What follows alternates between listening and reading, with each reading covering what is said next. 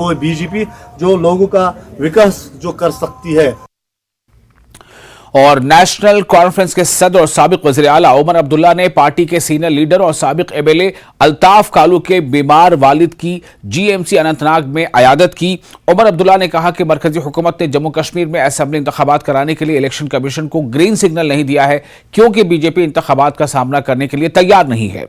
इन्होंने इल्जाम लगाया कि इलेक्शन कमीशन गुज़िश्ता चंद सालों से मरकजी हुकूमत से मशवरा किए बगैर कोई भी फैसला नहीं ले रहा है।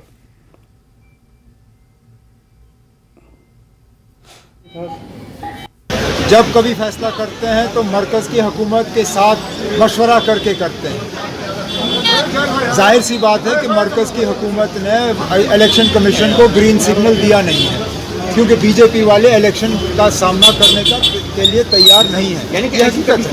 मरकज़ ने, मैंने बीजेपी की बात नहीं की, मैंने कहा कि मरकज़ की हुकूमत ने बीजेपी ने इलेक्शन कमीशन को ग्रीन सिग्नल नहीं दिया है। लेकिन अगर लोग परेशान हैं, लोग सड़क पर क्यों नहीं आए?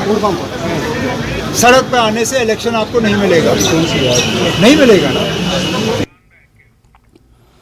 महबूबा मुफ्ती की रिहाइशगाह पर पीडीपी की रियासती एग्जीक्यूटिव कमेटी का इजलास का एहतमाम किया गया। इस मौके पर पार्टी सदर और सियासी उमूर कमेटी के तमाम अराकीन, पार्टी ओहदेदारों, राब्ताकारों, जिला सदूर, जोनल सदूर और हल्का इंचार्जों की मौजूदगी में बहस के लिए एक सियासी करारदाद पेश की गई।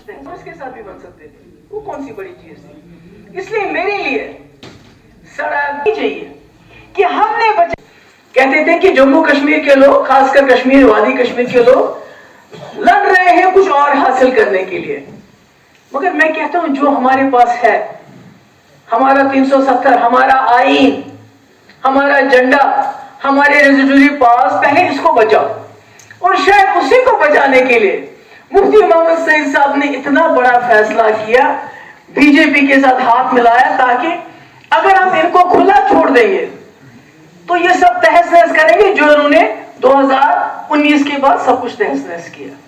तो ये बात आपको लोगों को समझानी चाहिए, बतानी चाहिए कि हमने बचाया 370 को 2019 तक, हमने कुर्बानी दी, हमने अपनी क्रेडिबिलिटी दांव पे लगाई, हमने सब कुछ छोड़ दिया। नहीं तो वजीर आला तो मुफ्ती साहब कांग्रेस के साथ भी बन सकते थे, वो कौन सी बड़ी चीज थी। इसलिए मेरे लिए सड़क, बिजली, पानी में वारी साहब के साथ बिल्कुल एग्री करती हूँ।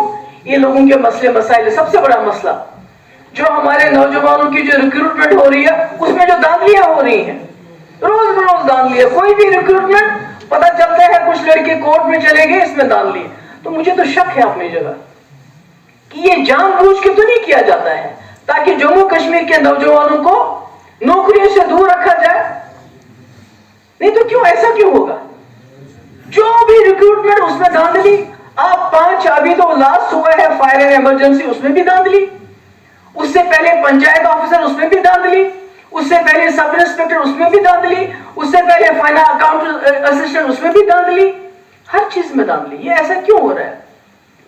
और उसके बाद गवर्नर साहब का दूसरा ऑर्डर कि 2 साल से जो जगह खाली रहेंगी उसको रेफर ही नहीं कर रहे हैं, यानी उनको भरना ही नहीं है। उसके ऊपर जिसको नौकरी मिलती है उनको निकाल देते हैं, भाई तुम मिलिटेंट्स के साथ हो, इसके साथ हो, उसके साथ हो। हमारे जो बिजनेसमैन हैं उनके ऊपर रेट्स पड़ते हैं। तो कहने का मकसद ये है कि इसी चीज को बचाने के लिए पीडीपी ने अपनी बहुत बड़ी कुर्बानी दी। सड़क, बिजली, पानी में वारी साहब के साथ बिल्कुल एग्री करती हूँ।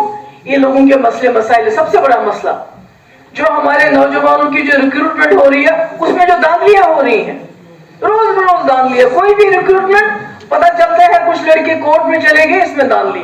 तो मुझे तो शक है अपनी जगह कि ये जानबूझ के तो नहीं किया जाता है ताकि जम्मू कश्मीर के नौजवानों को नौकरियों से दूर रखा जाए।